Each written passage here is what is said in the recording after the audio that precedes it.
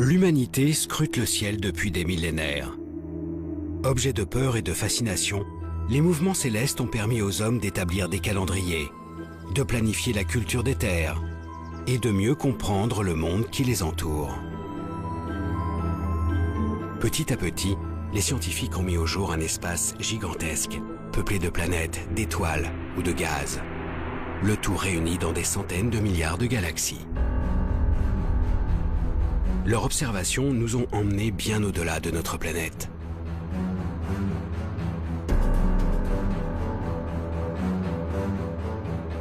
Pour dévoiler les secrets de ce nouveau monde, astrophysiciens et techniciens conçoivent des instruments capables de percevoir la moindre lueur, le moindre signal émis dans le ciel. Ils parviennent aujourd'hui à recréer sur Terre les phénomènes extrêmes qui agitent les confins du cosmos.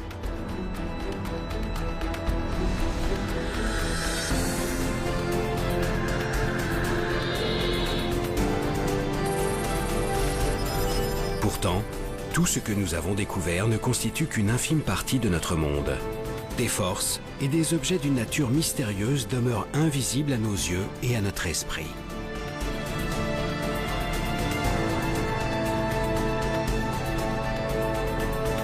Alors de quoi est réellement constitué notre univers? Quel mouvement l'anime en coulisses? Les scientifiques parviendront-ils à découvrir les lois qui guident son évolution?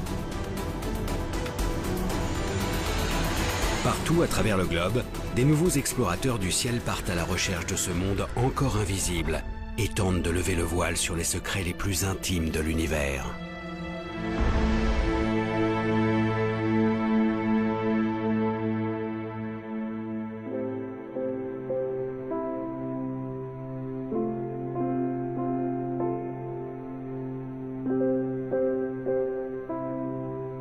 L'homme a toujours cherché à repousser les limites de son territoire. Il a arpenté la planète et exploré ses moindres recoins.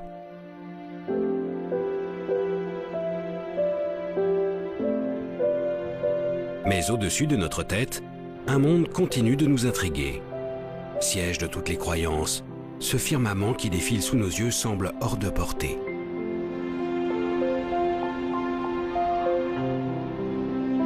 Roland Le Houcq est astrophysicien, un astronome des temps modernes.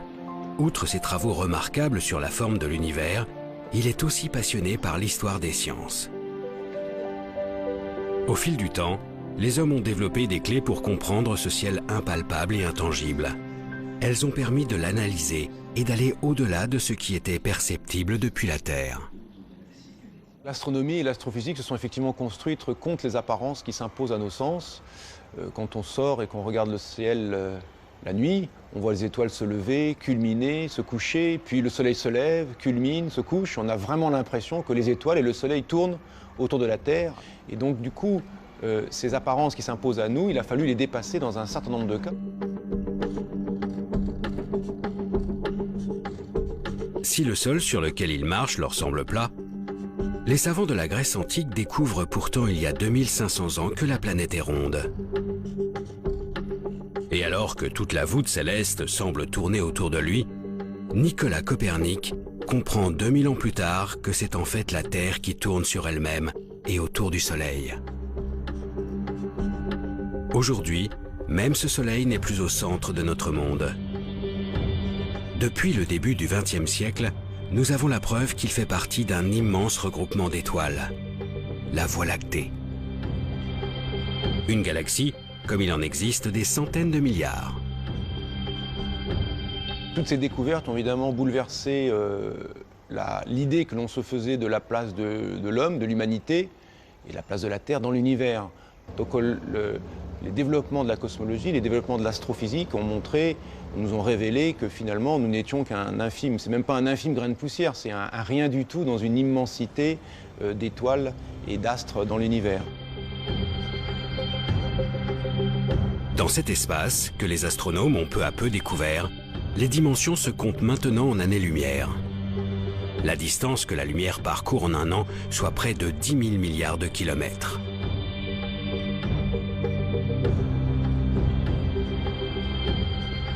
Depuis notre petite planète, nous commençons donc à entrevoir la réalité du monde. Une immensité qui donne le vertige. Pourtant, Plus les scientifiques explorent l'univers, plus ils révèlent sa complexité.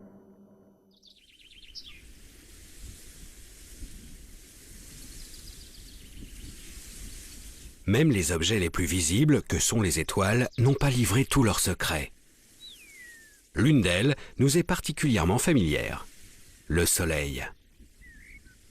Cet astre illumine notre ciel et nous procure la chaleur indispensable à la vie. Au commissariat à l'énergie atomique, l'un des plus prestigieux centres de recherche d'Europe, une équipe de chercheurs étudie notre étoile et ses milliards de consoeurs qui peuplent l'univers.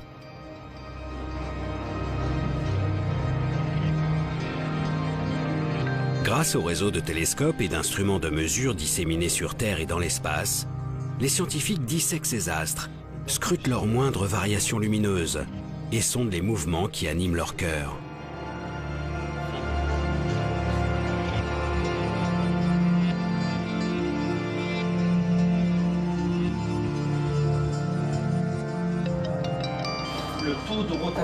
Ils ont ainsi modélisé une grande partie des phénomènes qui agitent ces immenses boules de gaz.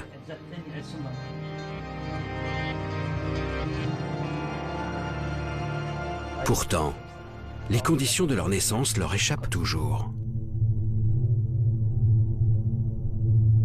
Pour élucider ce mystère, l'Agence spatiale européenne lance en 2009 le plus grand télescope jamais envoyé dans l'espace, le satellite Herschel. À son bord, un miroir de 3,50 m et une batterie d'instruments de précision refroidis à moins 270 degrés en permanence.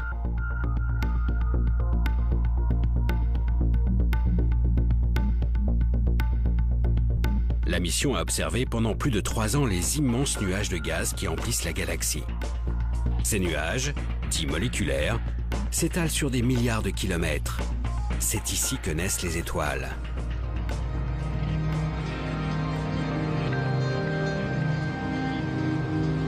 Coordinatrice d'un des programmes d'observation du télescope, Frédérique Mott travaille aussi au commissariat à l'énergie atomique. La grosse différence, c'est que là, on avait cartographié pour vraiment être proche de la main. Aujourd'hui, elle analyse les précieuses données fournies par le satellite. Herschel a permis de faire des grandes cartes de milieu moléculaire avec une très fine résolution, donc permettant d'observer à la fois la structure du nuage et les petits grumeaux de nuages qui vont former après les étoiles. C'est en fait la possibilité d'observer de manière simultanée ce qu'on appelle des proto-étoiles et la structure du nuage qui nous apporte énormément dans notre compréhension de la formation d'étoiles. Ça suffit déjà. Avec cadré, je vois. Super bulle ici. Grâce aux clichés pris par Herschel, les chercheurs ont ainsi été les témoins de l'apparition d'étoiles. Sous l'action de leur propre masse, ces grands nuages de gaz s'organisent en filaments et forment petit à petit des bulles de matière. Ces grumeaux finissent par s'effondrer sur eux-mêmes et créent de véritables brasiers de gaz. Ces points lumineux apparaissent clairement sur les images du télescope. Chacun de ces foyers donnera naissance à une colonie d'astres incandescents.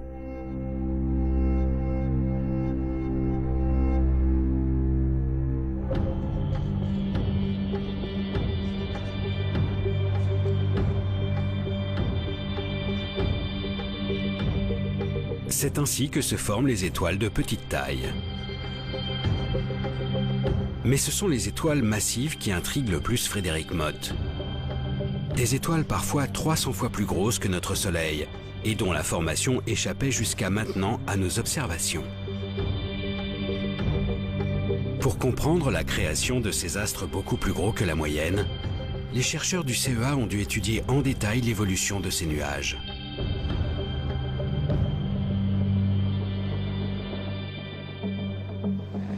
Notre résultat intéressant d'Herschel a été de s'apercevoir qu'il existait certaines zones qui étaient souvent le centre des nuages moléculaires massifs, où on avait un enchevêtrement tel de filaments qu'on avait une convergence de matière à ces points-là, ce qui permettait de former non plus une petite collection d'objets de faible masse, d'étoiles de type solaire, mais plutôt une étoile très très massive, voire même plusieurs étoiles massives, et donc une population vraiment différente de ce que l'on connaissait jusque-là.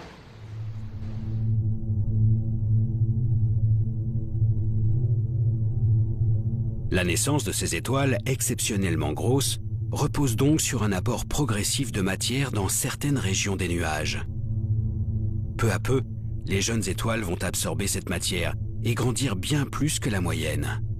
Ce phénomène extrêmement rare dans notre galaxie a enfin été mis au jour grâce à la mission Herschel.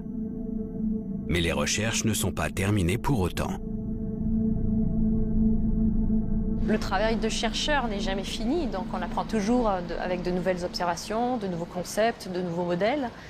Il est clair qu'Herschel nous aura beaucoup aidé dans la compréhension de la formation d'étoiles massives. Et ce que l'on cherche maintenant à faire, c'est étudier de façon encore plus détaillée les objets que l'on a découverts avec Herschel.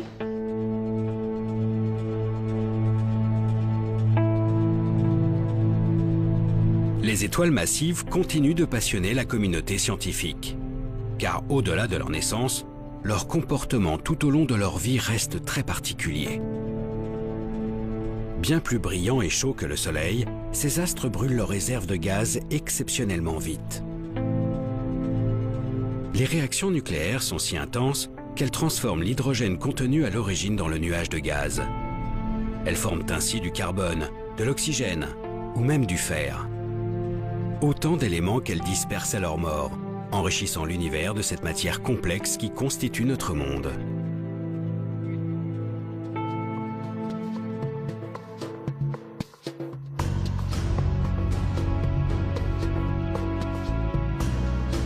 Gaz, métaux et molécules en tout genre, les astrophysiciens commencent à entrevoir d'où viennent les éléments qui nous entourent. Mais d'autres problèmes ont progressivement surgi des observations. Au-delà des étoiles, les scientifiques cherchent à comprendre des structures beaucoup plus grandes, les galaxies. Au début du siècle dernier, les astronomes commencent à étudier le mouvement de ces immenses regroupements d'étoiles. Ils découvrent alors que les étoiles tournent ensemble, dans ces galaxies, et que les galaxies tournent elles-mêmes au sein de gigantesques amas. Ils cherchent alors à deviner la quantité d'objets, et plus généralement la matière qui compose ces grands ensembles célestes. La lumière émise reste leur principale information distinguable depuis la Terre.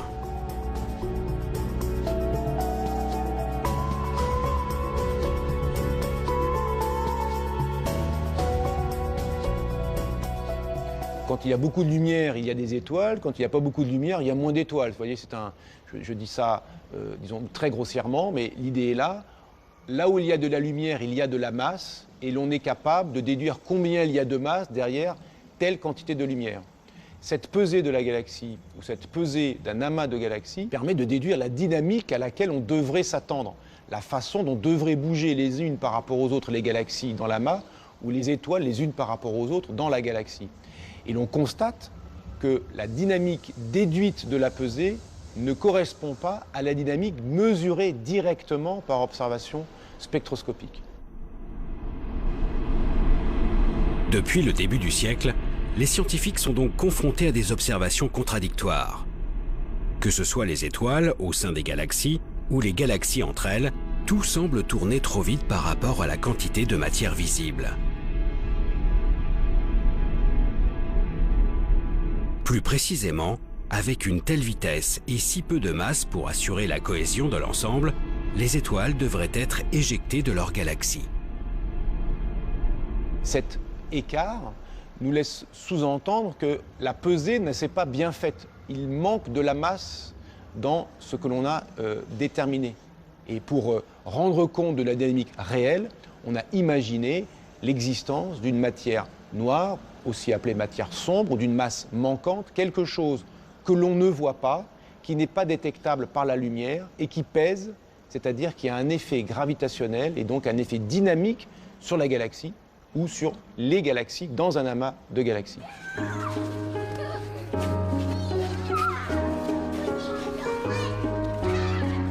Malgré un siècle de vérification, les étoiles continuent de tourner trop vite. Tout se passe comme si une partie de la masse de l'univers était cachée. Une masse contenue dans une matière invisible et qui baignerait notre monde. Une matière différente de celle que nous connaissons.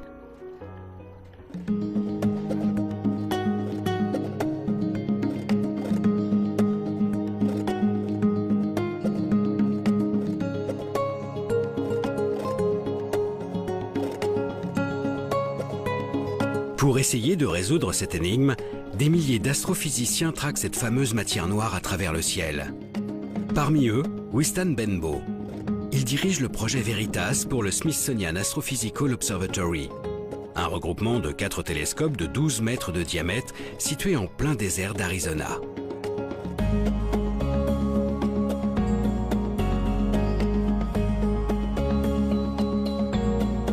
L'air y est suffisamment sec et la nuit suffisamment noire pour permettre les meilleures observations. Ici, l'astrophysicien s'est donc lancé à la recherche de l'inconnu.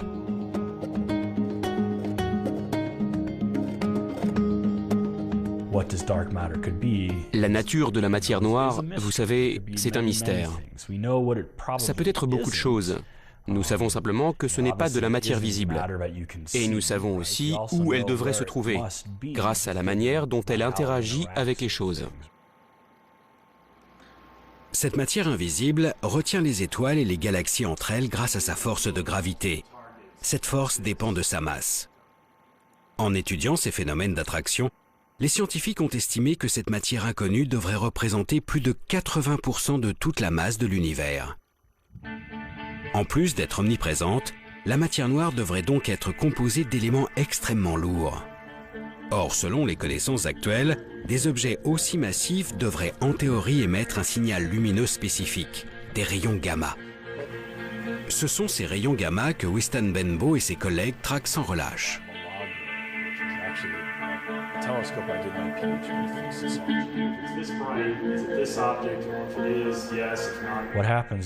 Ce qui se passe, c'est que la matière noire interagit avec elle-même. Une particule de matière noire peut interagir avec une autre particule de matière noire et créer un rayon gamma. Ce signal gamma que nous espérons détecter sera probablement très faible. Donc nous cherchons un endroit où il y aurait beaucoup de matière noire qui interagirait avec elle-même pour produire beaucoup de rayons gamma. Certaines de ces régions pourraient être proches de nous, produire assez de gamma et donc être juste assez brillantes pour qu'on puisse les voir. Donc nous pointons nos télescopes sur ces régions et espérons détecter un signal gamma venant de ces objets.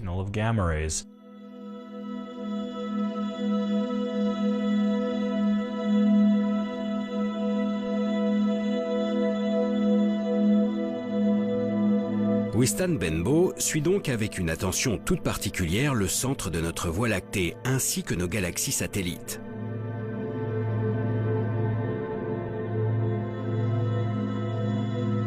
Si un rayonnement gamma est émis par la matière noire, il traversera l'atmosphère en émettant un flash bleuté.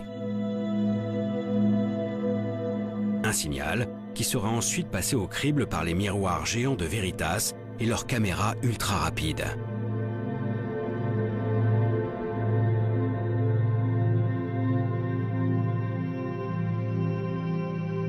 Pour le moment, aucun télescope n'a enregistré de telles manifestations.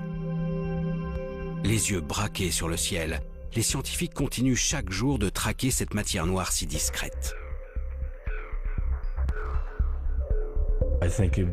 Pour aller plus loin, il sera nécessaire de construire de plus grandes infrastructures.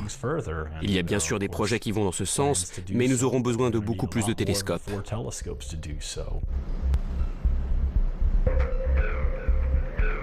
Afin de donner un nouveau souffle à cette quête, les scientifiques envisagent un réseau d'une centaine de télescopes, allant de 6 à 23 mètres de diamètre. Le réseau CTA pour Cherenkov Telescope Array. Il réunit 200 instituts de recherche venant des 4 coins de la planète. Aujourd'hui, les 10 000 mètres carrés de miroirs nécessaires à la construction sont encore en phase de test et le projet devrait voir le jour d'ici quelques années. Quand il sera opérationnel, il permettra de déceler des apparitions de la matière noire au sein de notre cosmos.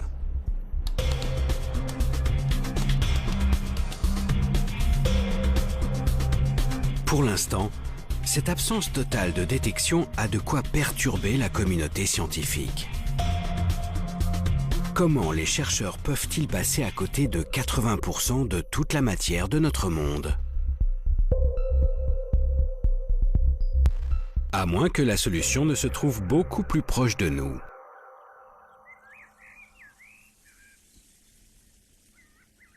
Si cette matière exotique emplit tout l'univers, et en particulier notre galaxie. Nous devrions forcément pouvoir en trouver sur Terre.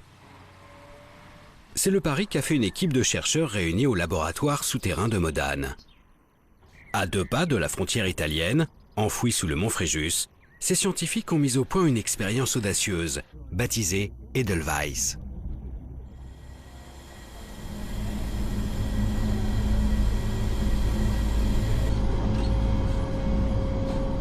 Le but, détecter directement les éléments qui composent la matière noire.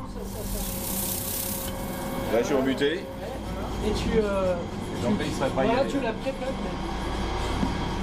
Depuis plus de 15 ans, le physicien Jules Gascon et ses collègues travaillent donc à la mise en place d'un super détecteur muni de 36 capteurs. Au centre de chacun d'eux, un minuscule cristal de germanium, composé de milliards d'atomes. Si une particule de matière noire vient percuter le noyau d'un seul de ces atomes, il sera déplacé. La température du cristal augmentera et produira un léger courant électrique. Ces indices permettront de caractériser la particule à l'origine de ce choc. Cependant, d'innombrables facteurs peuvent venir perturber ces mesures ultra-sensibles. Le problème, c'est que la nature n'est pas stable. Dans la nature, il y a toujours quelques noyaux qui sont instables dus à la radioactivité naturelle. Et cette radioactivité naturelle va bouleverser la vie de ces noyaux, les faire reculer, les faire bouger, ce qui donnerait donc des faux signaux de choc.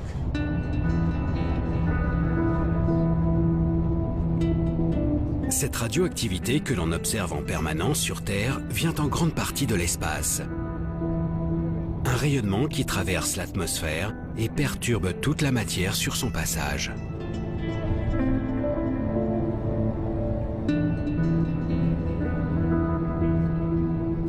C'est donc pour se prémunir de ces rayons que l'expérience a été enterrée sous plus de 1700 mètres de roche.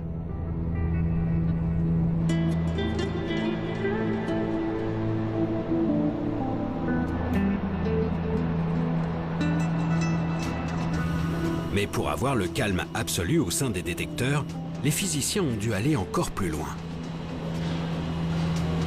Une fois qu'on est sous la montagne, on a réglé la moitié du problème parce qu'il y a la radioactivité qui nous vient de l'univers, mais il y a aussi la radioactivité qui vient de la roche. Bien que cet endroit soit tout à fait ordinaire, c'est un taux de radioactivité naturelle qui est au-delà de ce qui est acceptable pour détecter les très rares signaux qu'on recherche. Et donc, on a un système de poupées russes, de différents assemblages d'écrans qui nous protègent de la radioactivité ambiante, de la radioactivité de la roche qui nous entoure, du béton qui nous entoure, des personnes qui nous entourent. Sous la montagne, les 36 détecteurs sont donc mis à l'abri derrière des écrans de polyéthylène et placés sous une épaisse cloche de plomb. Ici, seules des particules de matière noire peuvent les atteindre. Mais un dernier détail reste à régler, la température.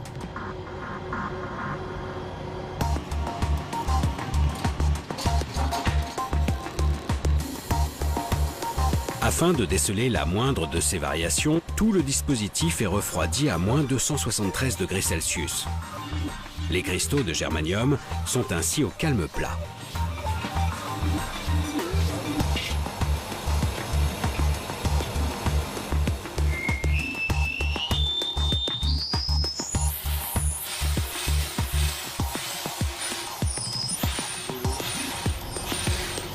Mais tout le restant du rhum, c'est bon. Depuis quelques mois, tout est en place.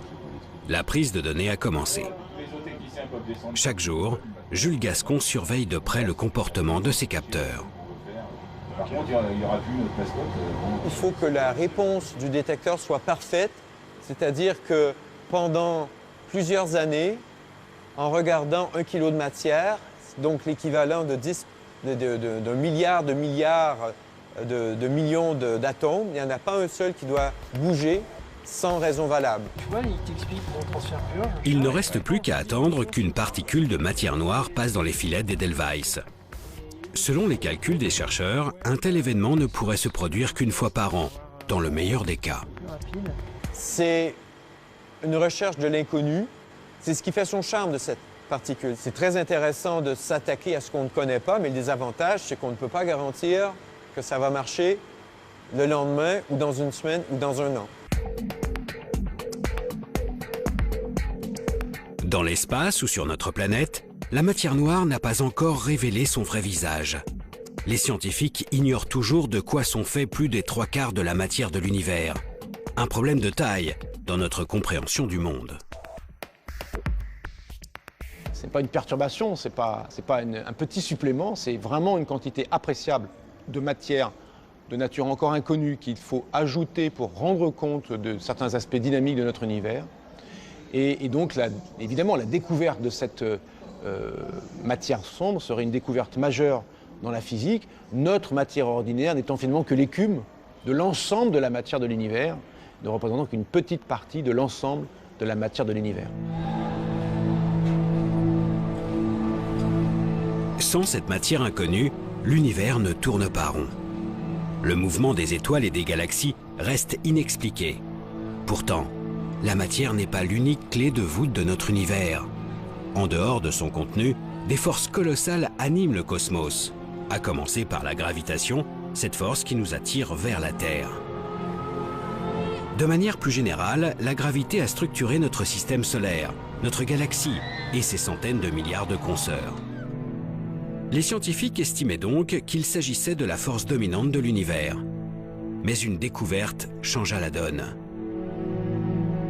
Dans les années 30, les astronomes remarquent pour la première fois que toutes les galaxies distinguables semblent s'éloigner de nous.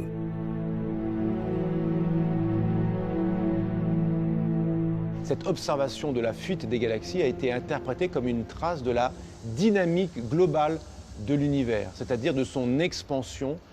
Tous les objets de l'univers s'éloignent de tous les autres objets de l'univers.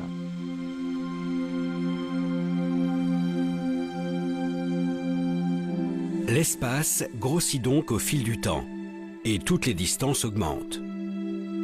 Visiblement, l'attraction qu'exerce la force de gravité peine à retenir les structures du cosmos entre elles. Mais ce n'était que le premier coup porté à la gravitation. En 1990, on s'est rendu compte que cette expansion était accélérée. C'est-à-dire que non seulement les galaxies s'éloignent les unes des autres, mais elles s'éloignent de plus en plus vite les unes des autres. Si l'on imagine que l'univers est rempli uniquement de matière ordinaire ou de matière noire, la gravité de cette matière aura tendance plutôt à ralentir l'expansion, et découvrir que l'expansion est en fait accélérée montre que quelque chose joue contre la gravité des acteurs habituellement imaginés comme présents dans l'univers. Cette découverte d'une expansion de l'univers sans cesse accélérée remet en cause la vision que les astrophysiciens ont de l'univers. Alors que la gravité semblait tout structurée, une force vient maintenant lutter contre elle. Un nouveau mystère pour les chercheurs qui y voient alors l'œuvre d'une énergie encore indétectable. Une énergie sombre, appelée aussi énergie du vide ou énergie noire. Cette énergie laisse les scientifiques encore plus perplexes que la matière noire. S'agit-il simplement d'une propriété de notre monde qui s'agrandit sans cesse sans raison ? Ou s'agit-il plutôt d'une substance qui baigne le cosmos et repousse ses limites? Les chercheurs n'en ont aucune idée. Pour le moment, ils se contentent de traquer son influence jusqu'aux zones les plus reculées de l'univers. François Boucher est cosmologue à l'Institut d'astrophysique de Paris. Il s'intéresse aux lois qui régissent l'espace à grande échelle en travaillant sur un objet bien particulier, la première lueur émise par l'univers. C'est la lumière qui nous vient du fond du ciel. Cette lumière, on regarde à une distance telle qu'il a fallu 13,8 milliards d'années à cette lumière pour nous parvenir. Et donc on est en train de regarder quelque chose qui est tellement loin que quand cette lumière a été émise, l'univers était dans un état très primitif. L'observation des lumières les plus lointaines permettent aux scientifiques de remonter le temps. Typiquement, ce rayonnement du fond du ciel leur envoie une image de l'univers tel qu'il était il y a près de 14 milliards d'années.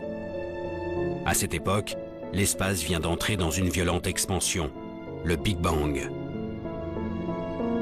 Toute la matière et toute l'énergie actuelle sont alors contenues dans un volume infiniment plus petit. Au bout de 380 000 ans, sous l'effet de l'expansion, la lumière arrive enfin à s'extirper de la matière. Une lumière a priori identique en tout point du ciel, mais qui devrait en théorie présenter quelques infimes variations.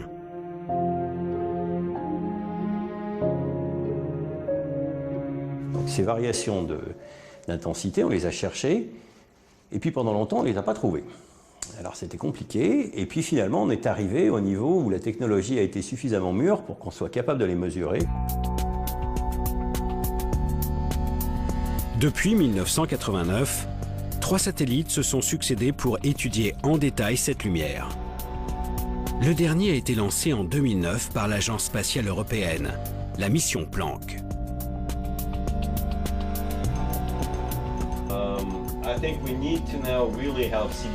François Boucher est justement l'un des initiateurs de ce projet. Depuis des années, le cosmologue décortique les données fournies par le satellite. Ces images ont révélé avec une précision inégalée les différences de température dans cette lumière du fond du ciel. Seulement quelques millièmes de degrés pour les plus grands écarts. Des petites variations qui reflètent le contenu de l'univers à ses premiers instants. C'est comme l'empreinte des conditions à cette époque. L'empreinte au sens littéral, c'est-à-dire quand vous avez l'empreinte d'un animal disparu dans la boue, ça vous permet de reconstituer beaucoup de choses comme son poids et peut-être même d'envisager la manière dont il se déplaçait.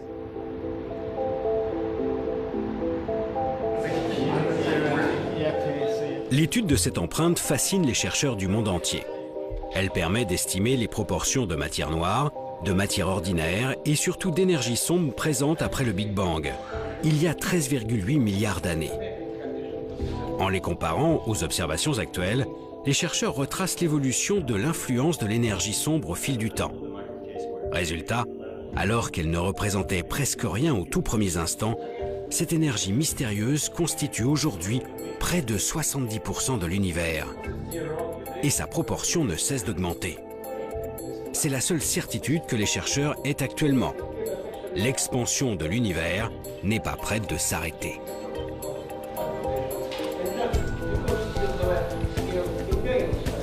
Si vous imaginez une enquête, on a juste vu une ombre. Voilà, l'enquête elle en est au tout début.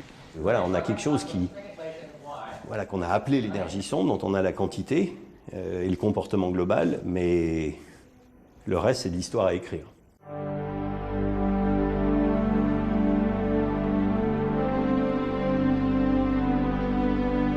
Finalement, en écartant cette énergie énigmatique ainsi que la matière noire, les chercheurs se rendent compte qu'ils ne connaissent vraiment que 5% de la composition de l'univers.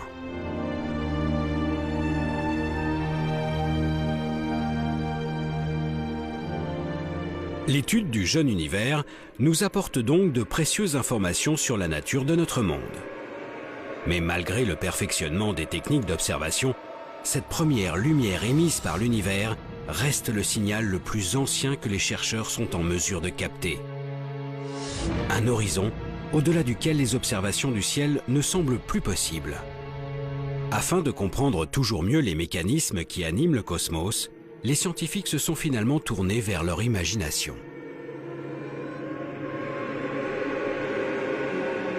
Le fait que l'univers soit en expansion permet de tirer une conséquence immédiate.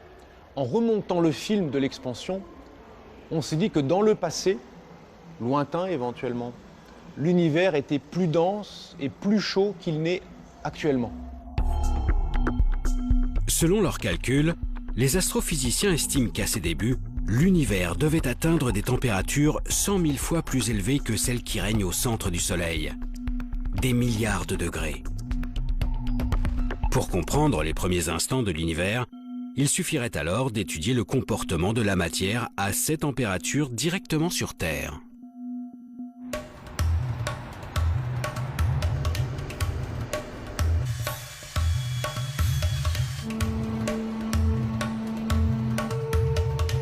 Il y a plus de 20 ans, à 2 pas de Genève, les scientifiques du monde entier se sont donc lancés dans une aventure sans précédent. Construire la plus grande machine de tous les temps, le LHC.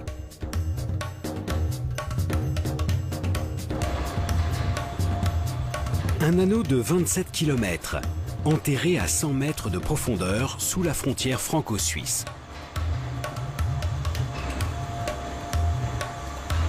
Le tout est jalonné de cavités mesurant des dizaines de mètres et qui accueillent les détecteurs les plus gros de la planète.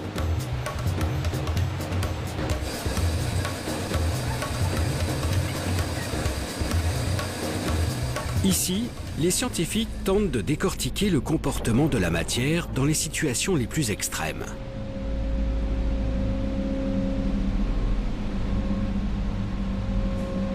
Depuis 2004, la chercheuse Gaëlle Boudoul travaille au sein de cette collaboration, réunissant des milliers de chercheurs et des dizaines de nationalités.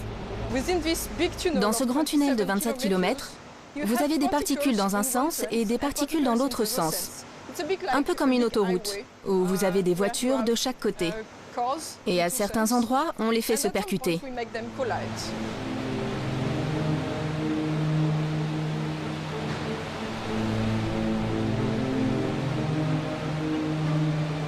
Le LHC, cet immense tunnel, sert donc à accélérer des faisceaux de particules. Des noyaux d'atomes de plomb par exemple. Grâce aux 9000 aimants installés tout autour de cet accélérateur, ces particules sont lancées à une vitesse faramineuse. Lorsqu'elles atteignent près de 300 000 km par seconde, les deux faisceaux sont déviés de leur trajectoire et se percutent de plein fouet. Une énergie considérable est dégagée, faisant éclater les noyaux de plomb en une multitude de sous-particules. Tout l'enjeu est de saisir ces produits de collision grâce aux différents détecteurs.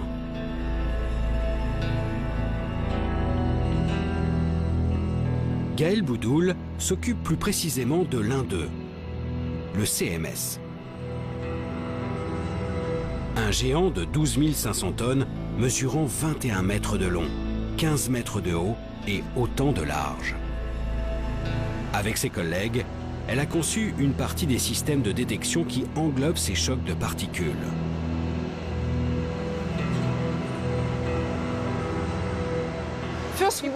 Tout d'abord, nous voulons couvrir l'intégralité de l'espace, ce qui veut dire que nous avons besoin d'avoir un détecteur qui fasse tout le tour. C'est la première explication de pourquoi c'est si grand. En plus de cela, pour distinguer les particules émises, nous avons besoin d'un aimant géant qui va les dévier pour que nous puissions les différencier les unes des autres. En séparant les particules issues de l'impact, le détecteur permet aux scientifiques de les analyser sous toutes les coutures et de comprendre leur comportement dans une telle situation. En effet, la collision a généré une température semblable à celle qui régnait aux tout premiers instants de l'univers. Dans ces conditions, la matière se révèle être dans un état étrange, entre le gaz et le liquide.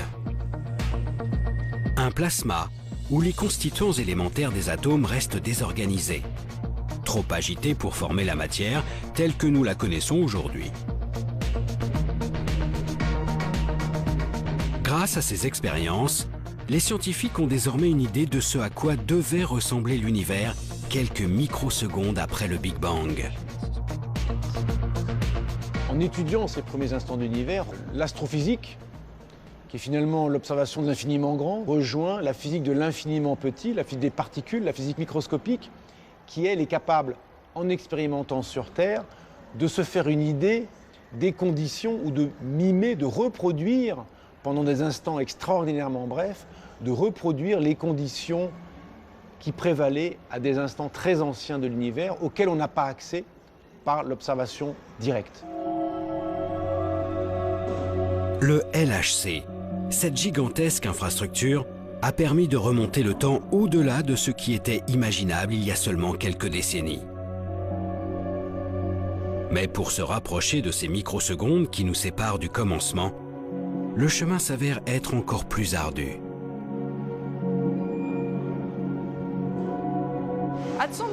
À partir d'un certain point, nos lois physiques ne sont plus valables.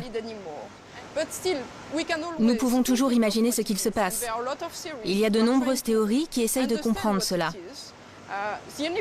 La seule chose, c'est qu'on ne peut pas tester ces théories, parce que nous n'avons aucune expérience pour comprendre ce qu'on pourrait appeler le premier instant.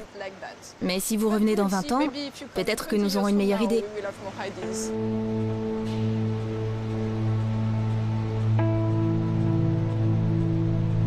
Pour gagner les quelques fractions de seconde qui nous séparent de la naissance de l'univers, il faudrait certainement mettre en jeu des énergies encore plus considérables. Notre limitation n'est donc peut-être qu'une simple question de technologie. Sous terre ou dans l'espace, les instruments d'observation ont permis d'accumuler une quantité incroyable d'informations sur le contenu de notre univers. À la lumière de toutes ces découvertes, les scientifiques tentent d'établir des modèles cosmologiques, des grandes lois pour décrire comment ces milliards d'objets interagissent entre eux. Pour démêler cette quantité vertigineuse de savoir, les chercheurs ont désormais recours à la simulation numérique. Ils reproduisent les phénomènes par voie informatique. Si vous voulez étudier le mouvement de plusieurs milliards d'étoiles dans une galaxie, impossible de faire ça évidemment à la main.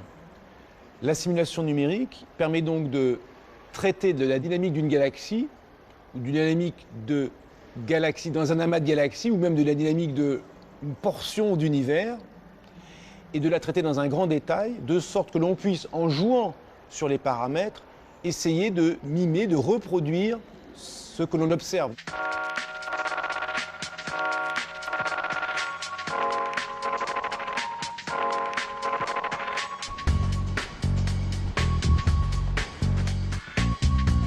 À l'Observatoire de Paris, l'une des plus grandes institutions mondiales d'astronomie, un cosmologue a poussé ce nouvel outil exceptionnellement loin.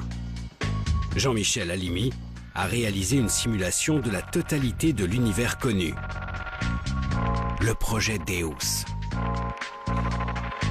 Son but, comprendre la formation de notre monde depuis la première lueur, il y a 13,8 milliards d'années jusqu'à nos jours.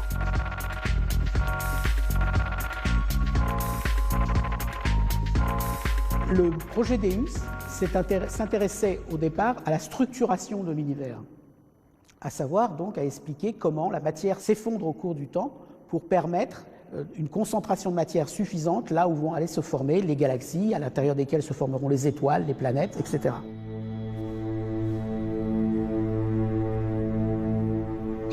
Afin de réaliser cette simulation inédite, Jean-Michel Halimi a dû prendre en compte l'ensemble des observations menées jusqu'à ce jour. Les objets visibles recensés, mais aussi bien sûr les effets de la matière noire et de l'énergie sombre. Et cela à toutes les époques de l'univers.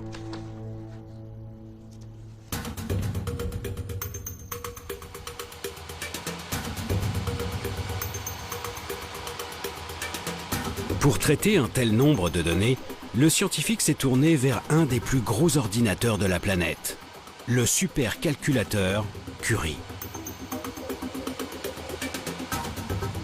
Une machine hébergée au très grand centre de calcul, capable de réaliser 1 million de milliards d'opérations par seconde.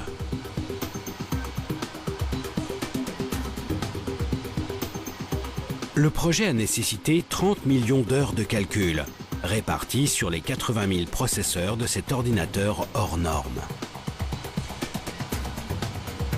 Utiliser une machine comme l'ordinateur Curie dans sa totalité, c'est quelque chose qui n'avait jamais été fait, spécialement en poussant tous les aspects de la machine à leurs limites. Les moyens de calcul, les moyens de communication entre les différents éléments de l'ordinateur, la gestion d'une quantité phénoménale de données. À ce niveau, les choses n'avaient jamais été tentées.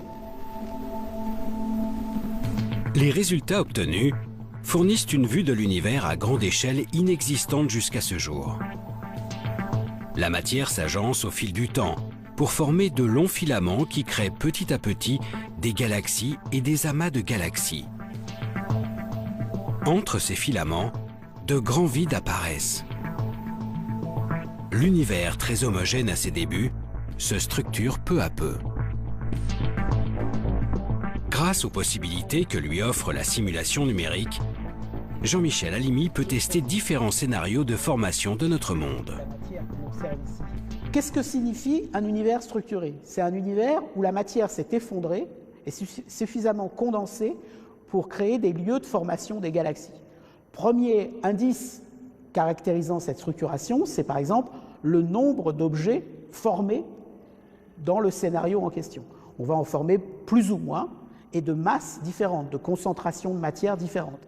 Certains vont former des objets de petite masse, d'autres de plus grande masse, etc. Une autre façon de caractériser cette structuration, c'est de voir comment ces objets sont répartis dans l'espace. On est capable de relier leur propriété de distribution spatiale au déroulement de l'expansion de l'univers tout au long de l'histoire de l'univers. D'une simulation à l'autre, le cosmologue fait varier des paramètres, comme la quantité de matière noire ou l'influence de l'énergie sombre.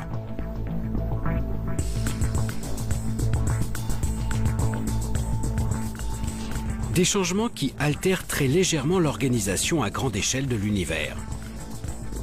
L'idée est alors de repérer les infimes variations entre les simulations. Des galaxies qui fusionnent plus ou moins vite, des vides de matière plus ou moins grands, ou encore des amas exceptionnellement gros.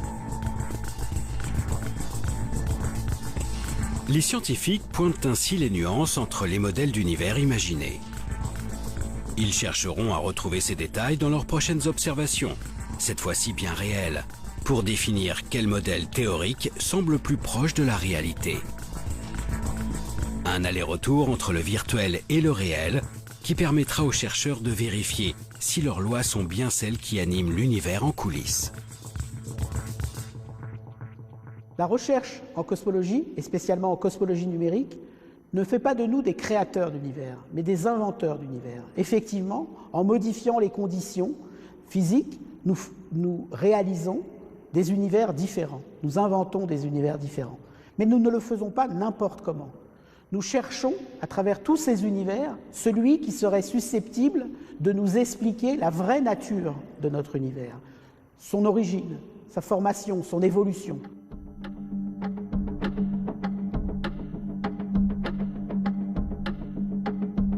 Comprendre la vraie nature de l'univers.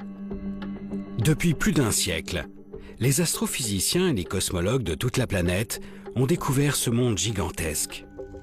En l'observant, en tentant de l'expliquer, ils se sont donné les outils pour apprivoiser ces échelles de temps et d'espace incommensurables. Ce que l'on peut finalement trouver assez extraordinaire dans la cosmologie, dans l'astrophysique, dans ces disciplines qui étudient l'univers dans son ensemble, c'est que finalement on est capable de mettre l'ensemble de l'univers dans une boîte, notre cerveau, de le décrire, de le comprendre dans une certaine mesure, et ça ne lasse pas de surprendre.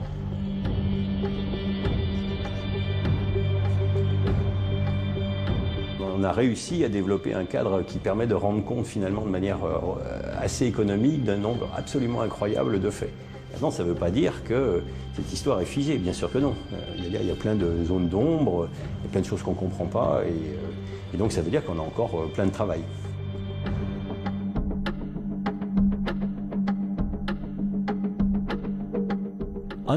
Comprendre ce qu'est la matière noire est un des plus grands enjeux du XXIe siècle, en astrophysique et en physique en général. Nous ne connaissons pas près de 85% de toute la matière de l'univers. Si vous sortiez de chez vous et que 85% du monde qui vous entoure vous échappait, vous seriez un peu paniqué. C'est une partie de la physique où on s'attaque à des questions, à des phénomènes rares, à des nouvelles observations. C'est un travail de patience et parfois aussi de chance. En persévérant dans nos observations, en découvrant de nouveaux objets célestes, nous finirons peut-être par lever le voile sur les zones d'ombre de l'univers. Demain, réussirons-nous à identifier enfin cette matière noire qui baigne notre cosmos? Alors que nous commençons à entrevoir les prémices de sa formation, parviendrons-nous à prédire la fin de notre monde? Cette quête acharnée pour comprendre l'univers semble infinie. Chaque réponse apporte son lot de nouvelles questions, si bien que nous pouvons finir par penser qu'en dépit de nos avancées, certaines clés resteront peut-être inaccessibles à notre simple condition d'humain.